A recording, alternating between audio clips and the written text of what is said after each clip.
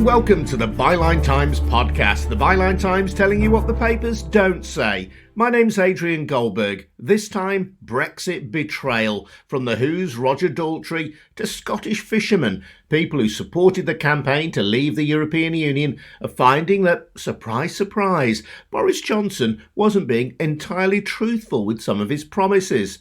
Who'd have guessed? We'll hear from a Scottish exporter who can't even send his goods from one part of the United Kingdom to another. It was apparent that our exports to the EU were going to be banned completely, and that includes sales to Northern Ireland. I can't send Scottish seed potatoes to Northern Ireland just right now. It sounds incredible, but that's the way it is.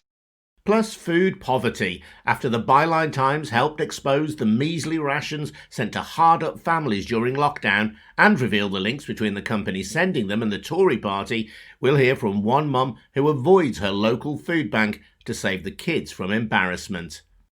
I would have to take them to collect food from a food bank where parents from the school are there with their children sometimes, doing their volunteering things for their Duke of Edinburgh, etc. So obviously that's really shaming for my children to have to come along and deal with that socially. So I won't go to that. I'll go to one further away so that my children don't have to face that. And the lowdown on Russian opposition leader Alexei Navalny, who was arrested on his return to Moscow after recovering from a near-fatal poisoning. Just the latest example of how standing up to President Putin can be bad for your health.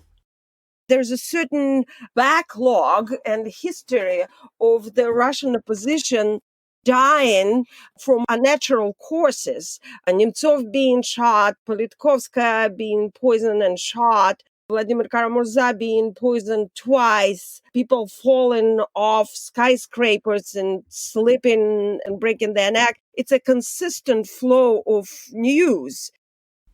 All of that to come. First, a reminder that the Byline Times can report without fear or favour because we're funded by people like you, our readers and listeners. We don't take ads from government or corporate interests. There's no media tycoon in the background calling the shots. So if you believe in what we're doing, please consider subscribing to our monthly newspaper, the Byline Times, just £36 a year.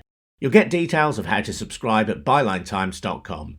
Now, Boris's Brexit betrayal. When Prime Minister Johnson secured his deal with the EU on Christmas Eve, he declared it was a present for the country. But many people are already wondering if, like that naff jumper your aunt bought you, you can take it back and get something else. Whether it's truckers having their ham and cheese sandwiches confiscated on arrival in Holland, disgruntled Scottish fishermen threatening to dump seafood outside Number 10, or Who frontman Roger Daltrey complaining about the visas that will make life difficult for his fellow musicians, it's clear there are a lot of disappointed people about. Many of those who hope Brexit would lead to less of that infamous red tape are getting tied up in more of it, except that now it's not Brussels to blame, but Boris. Byline Times writer Mike Buckley has been gauging the mood of one Scottish exporter.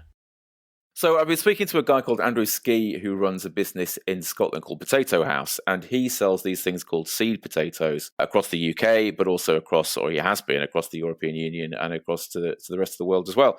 And I didn't know what seed potatoes were a few weeks ago, but they are the kind of potatoes that you sell to somebody if they want to start a potato crop to then be able to sell that potato crop as a business, or indeed householders do the same thing. And as I understand it, seed potato exports are impossible at the moment to the EU unless you go through these reams of red tape, which we were promised would disappear once we'd left the European Union. Well, it's worse than that, actually. So you can't sell seed potatoes to the EU or into the single market at all at the moment because of specific restrictions on this product, I guess because of concerns about possible diseases that could be present in the seed potatoes. But even if that is resolved between our government and the European Union, there'll still be all the paperwork and red tape in place. Andrew explained to me what it means right now for him and his industry. Well, seed potatoes kind of rose to prominence just in these few days before Christmas when the Brexit deal was announced, and it was apparent that our exports to the EU were going to be banned completely, and that includes sales to Northern Ireland. I can't send Scottish seed potatoes to Northern Ireland just right now. It sounds incredible, but that's the way it is. I mean, that does sound incredible, Mike, the idea that a Scottish exporter cannot export seed potatoes to Northern Ireland within the same United Kingdom. That, I think, will be staggering to many people. What are the prospects of that situation being sorted out in the longer term? I spoke to Andrew, and he's hopeful that seed potatoes, he will be able in the future to export them to the EU and also into Northern Ireland as well. But of course, all the checks and all the red tape and all the paperwork will still be in place. But effectively, I mean, it's one of the many things that have shown that the choice the government made, not in this agreement, but in the withdrawal agreement in late 2019, to put a border down the Irish Sea. It means that we now have a border within our own country, and that's a reality. The government, of course, are intent on denying it every time they're asked about it on the media, but it's a reality. I mean, this is why Andrew can't export, and it's why there are blank spaces on supermarket shelves in Northern Ireland. Yeah, so the important point here is that to protect the Good Friday Agreement, which has brought peace in Northern Ireland, the UK government can't erect border posts or physical walls between Northern Ireland and the Republic of Ireland, so they continue to have pretty much frictionless trade. Instead, as a trade-off, if you like, we have effectively a wall, an invisible wall, but a trade wall between Britain and Northern Ireland. That's right, and I think we are the only country in the world that has what's effectively an international border within its own territory, and that has chosen to carve off part of its own territory and put it in a different customs under a different customs regime. And you had the ludicrous situation of hearing Brandon Lewis, who's the Northern Ireland Secretary, talking up Northern Ireland and saying Northern Ireland's got a great deal because they've ended up in the single market and the customs union, so they can, export within the European Union and play within that market. And he was talking that up, but without, of course, looking at it from the other perspective, which is thereby saying they've denied that to the rest of the United Kingdom, which they have.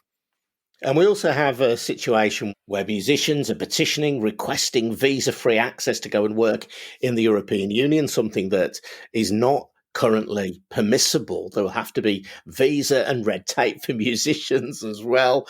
What about people in Andrew's situation going forward? Well, you mentioned musicians. They will not just need a visa, a work visa, but they'll need a specific one for every European country they go to. So where before, of course, they could just go to Paris and Berlin and Copenhagen, the same as they can go to York and Leeds. Now, if they want to tour in that way, they will need to get a visa for every single European state that they go to. So it's not as simple as getting a single work visa for the whole of the EU or single market at all, unfortunately. For people like Andrew, he's facing a future where a huge proportion of his business is based in the EU. So if that is harmed in any way, then it's going to massively affect the profitability of his company. 45% of our sales are currently going to the EU. We've focused a lot on developing that market since the financial crisis. Actually, our sales dropped quite a bit back in 2008 to 10 to 12, and we found that there was a market in Germany, in particular Sweden, France, and Ireland. These are my main countries, but we send seed to all countries in Europe, and we built that up gradually over a long period till it was, as I say, 45% of the whole business. And it really hasn't happened overnight. It's been a lot of hard work. I've spent a lot of time visiting trade shows, visiting customers. You've obviously got language issues, so you kind of have to go and visit these people to try and get an understanding of what they're doing, what they want, what products we can supply that are going to best suit them. So it's been a long, hard slog, and it'd be a disaster really if we have to write that investment off. Okay, so that's one business. Others, though, are unhappy that Brexit promises haven't been fulfilled. There are across the country. You will have seen lots of businesses across the country. Supermarkets have basically said that the new trading arrangements are unworkable. Somewhat ironically, the one business, as you mentioned, that the government have made a big play in the negotiations of standing up for, fishermen, they have also lost out. Partly, some of them simply are not able to fish. There's a massive trawler based in Hull, apparently, that normally would fish about an eighth of the entire fish quota of the whole UK, that has been unable to fish since Brexit happened because the government hasn't got to put a deal in place with Norway. So they just sat there waiting to be legally allowed to go and fish again. And for other fishermen across the country, they're simply not able to do their job. Or if they are, they're not able to export because there are huge delays now at the border. That they simply can't get their produce to market in Europe quickly enough before it goes off. Yeah, the Scottish Fishing Federation, who I mentioned earlier as well, saying that the Brexit deal has left them enjoying the worst of both worlds. They've turned against Boris Johnson. They have, absolutely. And this is all turning out very, very badly. I mean, very sadly, it's turning out very badly for the country. But of course, it's also turning out badly for the government because they've spent so long telling us that the world is going to be wonderful once Brexit goes through. And of course, it isn't turning out in that way, shape or form at all. And indeed, the worst warnings of people on the other side are being realised. Andrew Ski was telling me that adjusting to the post-Brexit landscape won't be easy. And it's easy to forget how long it took to get trade barriers to basically the 0 point that they were at before Brexit happened. All the regulations that have harmonised the UK market, the UK and the EU market over the last 20 or 30 years have taken 20 or 30 years to get to where they are. It's not something that can just be turned on or off. It has taken a long time, and I know some of the people from the Scottish government and from the UK government who have gone to meetings in Brussels and gone through details with a fine-tooth comb and finally arrived at a kind of consensus for something that allows the market to be harmonised. These things don't just happen overnight, and we've just thrown it all away. We've thrown away 30 years of work. Yeah, that's a really interesting point there by Andrew Ski. Of course, Mike, we do have to bear in mind that many of the people who voted for Brexit voted for what they regarded as the reclaiming of British sovereignty because they wanted to control immigration and so on. So the kind of criticisms that you're making about trade, although I would say they perhaps won't regard them as insignificant, that may not have been why they voted for Brexit in the first place. But actually, I mean, the really sad thing, and this will come out over time, is that we've ended up with less sovereignty than we had before because we are now in the position with this deal that Boris Johnson proudly negotiated of having the freedom to deregulate and the freedom to move on from European standards and regulations and so on. But we're tied. We're caught on a string because if we do so, then there will be repercussions. The European Union will impose tariffs and it will impose quotas on our exports. That will cost our economy. So every time we shift from European standards, which we used to set, but do not anymore, there will be a cost for our country and our economy. So they lead the show now, and we have to follow where they go. And in some ways, that is no bad thing for people like me who believe in high standards and high regulations. But it does mean that we essentially have less sovereignty than a member state. And that isn't where people who proudly said that they wanted to take sovereignty back wanted to end up. And in terms of immigration, what's happened is that immigration from the European Union has gone down sharply since the Brexit vote. And we just saw that even in the last year, apparently huge numbers of European citizens have left the UK, partly because of the pandemic, but also partly because of Brexit, including 700,000 from Europe alone. But actually, because our economy needs immigration, we need immigration in the NHS, in social care, in agriculture, in hospitality. There just aren't enough young people to fill all the jobs that need to be filled. So what's happened instead is that the government has made it easier for non-EU immigration. So non-EU immigration has gone up. So for people who wanted immigration to stop, it hasn't. It's just coming from somewhere else. Mike Buckley with a version of Brexit you won't see widely reported in the papers. But then the Byline Times is different. We can tell it like it is because we're not dancing to anyone's tune. There's no media magnet, no corporate interest pulling our strings. Instead, we're funded by the generosity of people like you, our subscribers. For just £36 a year, you can get our fab monthly paper, the Byline Times, and your subscription also pays for our website, Byline TV, and this podcast. And if you've done that already, well, thank you very much indeed. You can get more details on how to subscribe at bylinetimes.com. Now, when a Twitter user called Roadside Mum posted pictures of the measly rations she was sent to feed her kids during lockdown as a substitute for free school meals, the story went viral and she gave an exclusive interview to Sian Norris in Byline Times. In a follow-up story, which questioned the privatisation of school meals provision, Sean revealed that the company, which provided the care pack in the picture, Chartwell's, is a subsidiary of a company called Compass, whose former owner, Paul Walsh, had close links to the Conservatives and even made a £10,000 donation to the party. For the Byline Times podcast, I've been speaking to a single mum, let's call her Lily, who has 3 children who qualify for free school meals. In her area, parents are being sent food vouchers rather than care parcels during lockdown. The cost of childcare means it would be more expensive for her to go to work than stay at home and look after her kids, so she relies on benefits, and she's been telling me what it's been like trying to put food on the table in the midst of the pandemic. I've had the children at home for a lot longer, so they've been off school isolating every time someone's come into contact with something. That means I have to find more meals, and I had COVID myself and I was really sick, and I had to buy things like pot noodles, which are more expensive than what I would normally be buying, so that they could feed themselves when I wasn't well enough to actually cook for them.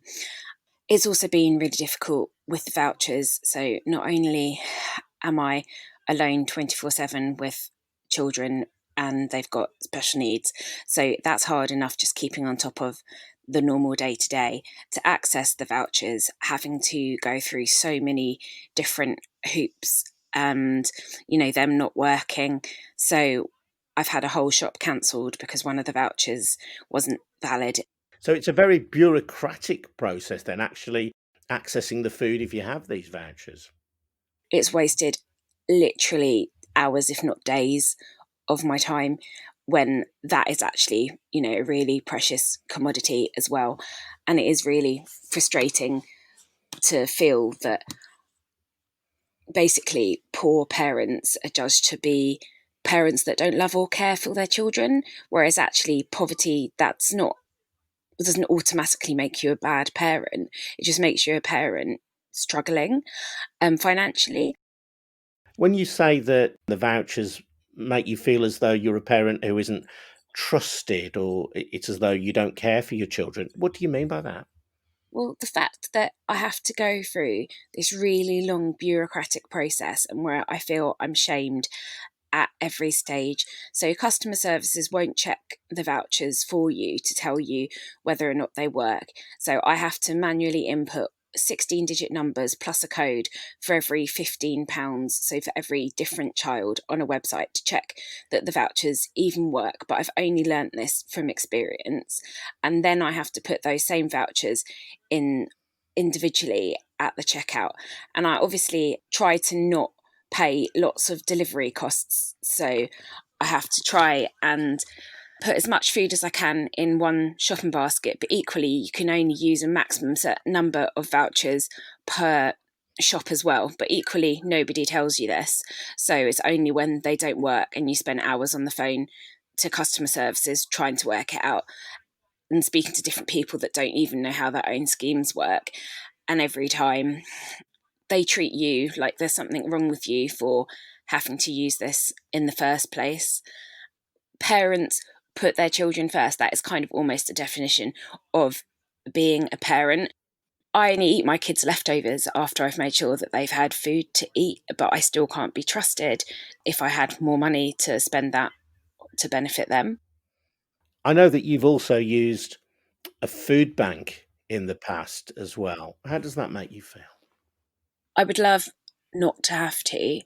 And it's also really difficult because basically I have got young children, so they are with me all of the time. I would have to take them to collect food from a food bank where parents from the school are there with their children sometimes, doing their volunteering things for their Duke of Edinburgh, etc. So obviously that's really shaming for my children to have to come along and deal with that socially. So I won't go to that. I'll go to one further away so that my children don't have to face that. So one thing that was good about lockdown was, because being COVID safe, they wouldn't let people in the building. They actually delivered.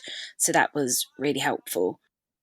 Whenever there are discussions around food vouchers and food banks, questions are raised about so-called feckless parents. You and I have spoken off air, I know that you have a husband who hasn't paid child maintenance, and even though you've attempted to get the system to bring the father of your children to book, that hasn't worked.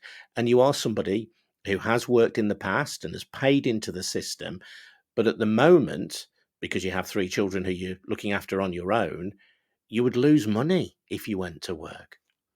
So I worked full time when I had just the one child, and I could afford to, because I could afford the childcare. There wasn't much left over. I might have been better off on benefits, but I wanted to work because I could, and for maybe things to get better in the long run.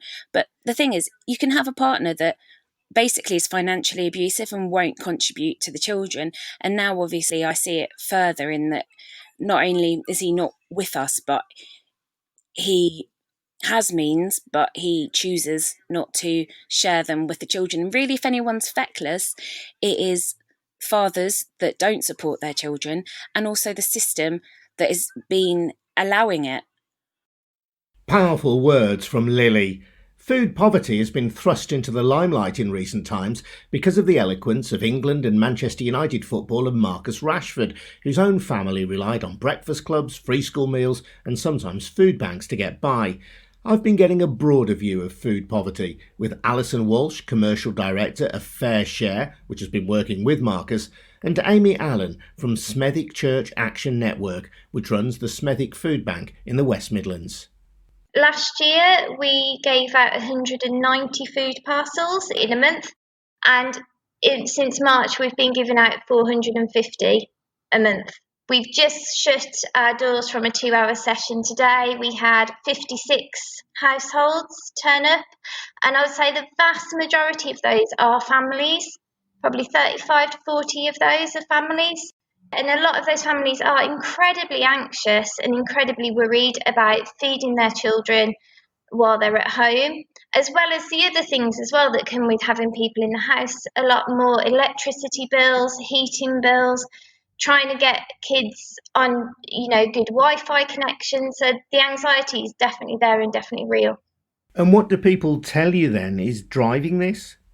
It really varies. We've got a lot of people who I would say this time last year weren't concerned about their finances, have never used a food bank before, and now they're turning up and they're just saying, I've lost my job, or the money that I'm earning isn't covering, expenses have gone up, or they're first-time benefits users and they're waiting for that system to kick in, and sometimes that can take quite a long time. So there's lots of things going on really, but for families in particular, it is a very scary time, and we always see an increase. The last Friday before we break up for the summer and Christmas, the last Friday where we run just before Christmas, we always see a massive increase on those days of people needing to use food banks. They're worried about school holidays, whereas since March, we've basically been at that level all the time.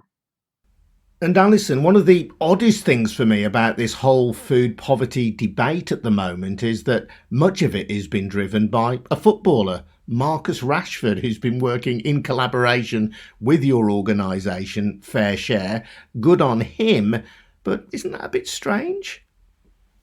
I think you're right. And I think the thing that's come out from this is that Marcus Rashford, whether he's a footballer by day or a train engineer or whatever, he's talking with lived experience. So there's actually some real genuine credibility about the torchbearer of the message. And the issue of food poverty, without him shining a light on it, has really, up until this past year and the pandemic starting, been a really invisible one.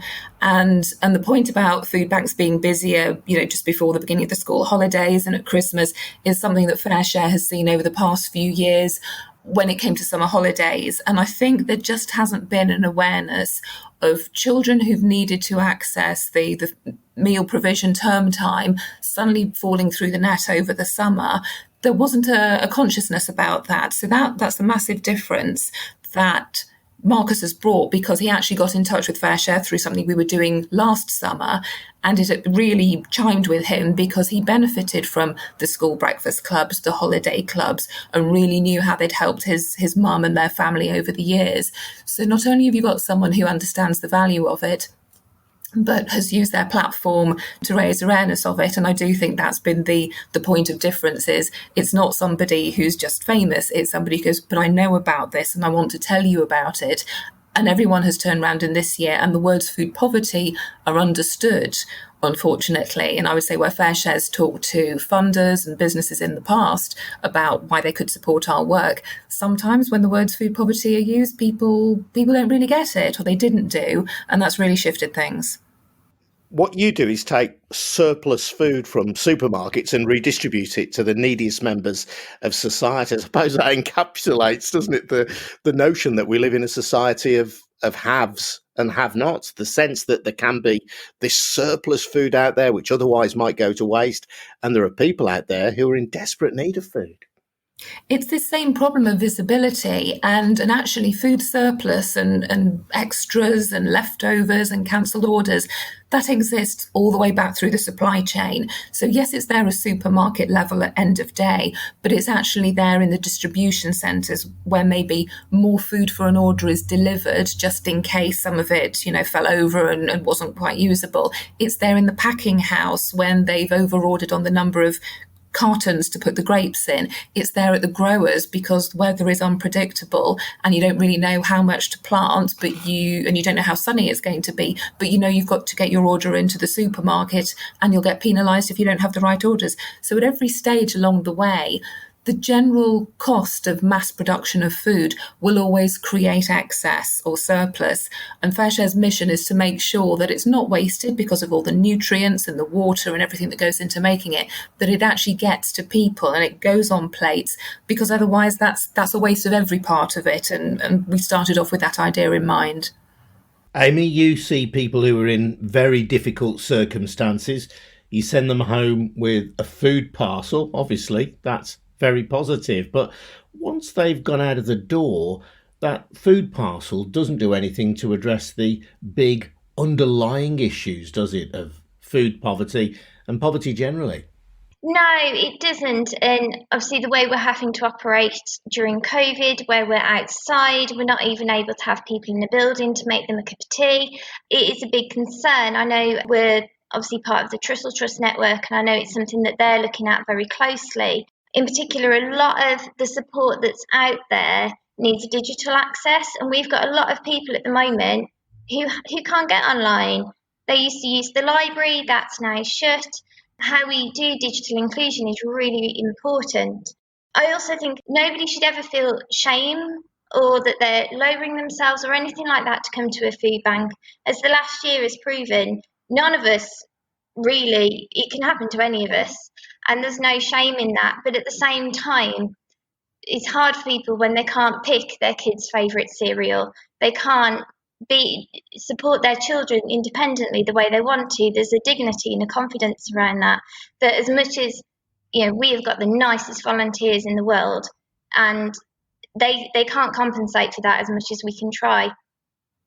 Well, that's a really interesting point, and I certainly hear what Amy's saying in terms of that ability to provide support. So in fact, the difference between an organisation like the Trussell Trust and FareShare is that food from us goes out to the frontline services, not individuals directly. And we feel that by working with a network of 11,000 charities, whether the purpose of that is to help people with mental health issues or isolation in the community or domestic abuse refuges or anything like that, is we provide the food, and in a way the food's the hook to get people in, because people are experiencing poverty of all types. But actually by working with those organisations, we feel they're better placed, being on the ground with that expertise, to provide the wraparound services, because give somebody some food and that's fine for 4 or 5 hours, but it doesn't change the problems that they're experiencing. So whether it's about systemic change or something more dynamic around that person at that point of time, we feel that it's a supported journey that people need to be on. And as people who can go out and identify where food is surplus and excess, that's not our expertise, but we work with those who have it. And so we feel that food makes the connection, as it does with all of us. And I think if we weren't all doing this digitally and remotely, we'd be sitting down and having a cup of tea afterwards and just talking and bonding and building those relationships. That's what those organisations do. And once you're there and you start to relax, you're open to what services they can offer, what support they can give you. And so for me, it's always about food plus support to help really make a difference. Alyson Walsh from Fair Share with Amy Allen, the coordinator of Smethwick Foodbank. I'm Adrian Goldberg, and you're listening to the Byline Times podcast. Russia's influence on the UK, the US and the West generally has been extensively covered in Byline Times. Check out Peter Duke's writings on the Byline Times website about the millions of pounds in donations made to the Conservative Party by Russian donors and President Putin's attempts to influence both the Brexit debate and the election of Donald Trump. We've also explored Putin's attempts to infiltrate British life in a previous Byline Times podcast, well worth checking out. The Russian president doesn't much like people who stand up to him. Numerous critics and political rivals have come to a sticky end, and the main opposition leader, Alexei Navalny, almost died in August after being poisoned in a nerve agent attack. He was taken to Germany where he recovered, but he has now, perhaps surprisingly, returned to Russia, where he was promptly arrested for allegedly breaching the terms of his parole for an embezzlement sentence. Navalny believes the arrest is politically motivated. But why on earth did he go back in the first place when his life is clearly at risk?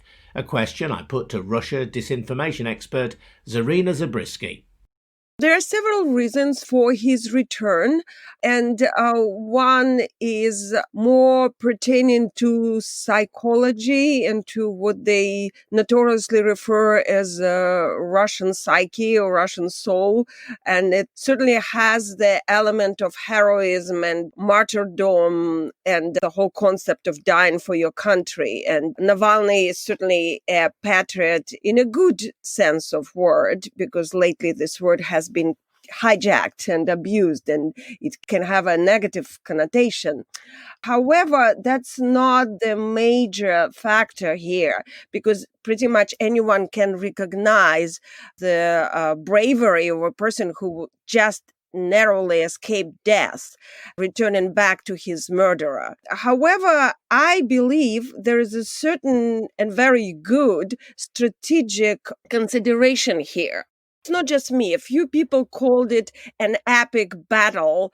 And what Navalny does with his move, because it became almost like a chess game, an epic chess game of evil and good, he exposes Putin as a complete villain because, of course, targeting relatively helpless civilian with all the arsenal that a dictator of a totalitarian country has in store is unfair game, first of all. Be trying to murder a person is universally accepted as an act of evil. And by suppressing the opposition, Putin confirms again and again that even a semblance of democracy does not exist in Putin's Russia. Although we should point out that Putin has denied any involvement in the poisoning that almost killed Navalny. He says he had nothing whatsoever to do with it. Of course, a good point. However, we also know that in the international community's opinion, there's a certain backlog and history of the Russian opposition dying from unnatural causes. Nemtsov being shot, Politkovskaya being poisoned and shot, Vladimir Karamurza being poisoned twice, people falling off skyscrapers and slipping and breaking their neck. It's a consistent flow of news that everybody recognizes. And even though Putin can, of course, deny his involvement, we also know that Litvinenko was poisoned with polonium, and the High Court in London confirmed that Putin was involved, and it wasn't Putin's order that has happened. So there's a certain history which allows us as the international community to think that Putin is involved. But even if we decide to believe Putin, and decide that, yes, he's not involved in poisoning, he's not involved in annexation of Crimea, he's not involved in the shooting down of Boeing, and so forth, we still can see that on Navalny's arrival, the Russian authorities that report to Putin divert his plane and later arrest him and put him in jail and intend to pack him away on a long term. So that is obvious, and he cannot deny that. So he's obviously involved in suppressing Navalny's voice one way or another, right? There have been calls from a number of international leaders for the release of Navalny. The US Secretary of State Mike Pompeo said Putin was trying to silence his critics. France, Italy, Germany have also called for his release. And Dominic Raab, the UK Foreign Secretary, declared that Navalny's arrest was, and I quote, appalling. Do you think those criticisms will make any difference? Well, I can repeat a tweet by Elliot Higgins of Bellingcat, who wrote yesterday in a rather angry voice. Bellingcat, for people who don't know, is a respected investigative website. Probably the best, I should add. And so he said that your outrageous mood and stern tweets mean exactly jack shit to Putin. He is the person who poisoned Navalny and poisoned other people and kills. He doesn't care about their opinions. And that is correct. However, what I wanted to add and was too busy to reply to the tweet is that however, it's important that we do retweet and that we do bring this knowledge out in the light, because that's the part of this strategic consideration I have mentioned before. This needs to be brought to spotlight. The world must know that Putin is a dictator who cruelly suppresses any opposition, any free voices, and that basically it's a murderous regime, period. And that is important because that international community opinion can influence the leaders to impose the economic sanctions. And that's what really hurts the Kremlin. So if all of us put our voices together and press our presidents and prime ministers and cabinets into imposing Magnitsky Act and and existing economic sanctions and basically cut off the money that is pumping into Russia, be it from sales of oil and gas and natural resources or having their assets on the territory of foreign countries, all the real estate in London or in New York or in Miami. All of this should be under sanctions. These people should be cut off the free line. They shouldn't have access to their fraudulently acquired riches in the West. And that's what will eventually hurt them. And here I want to add that everybody interested in the subject or just looking for some entertainment should look for Navalny's new film. It's called Putin Palace. It's on YouTube. It's in Russian with English subtitles. And it starts with a brief summary of Putin's background as a KGB agent and a bandit. And then it gives the overview and the virtual tour of Putin's palace that he's been building in Crimea, close to Black Sea, for a few years. And that's sort of a Russian Versailles. It's probably bigger than Versailles or the Winter Palace. I'm very familiar with the background analysis that Navalny gives in the first 30 minutes because I translated one of the best investigative journalist blogs, Artem Kruglov. You can find it online. It's called Putinism in English, Putinism. And the Byline Times actually did a short summary of that too.